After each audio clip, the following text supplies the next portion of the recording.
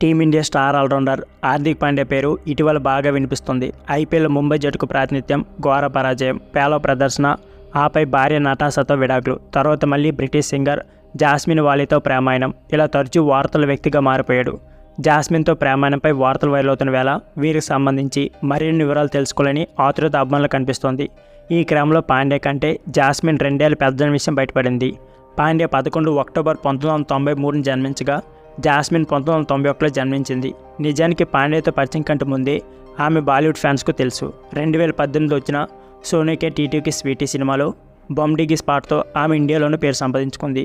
పాండ్యా కంటే జాస్మిన్ 2 ఏళ్ల పెద్దన్న వార్తలపై పలువురు స్పందిస్తున్నారు. అదేం పెద్ద విషయం కాదని, ప్రపంచ సెలబ్రిటీల్లో చాలా జంటల మధ్య ఈ వ్యత్యాసం కనిపిస్తుందని చెప్తున్నారు. వీరిద్దరి గురించి ఇంతగా బయటకు చర్చలు జరుగుతున్నా అటు పాండ్యా కానీ ఇటు జాస్మిన్ కానీ బహిరంగంగా ఎక్కడ కూడా తమ డేటింగ్పై బయటపడలేదు.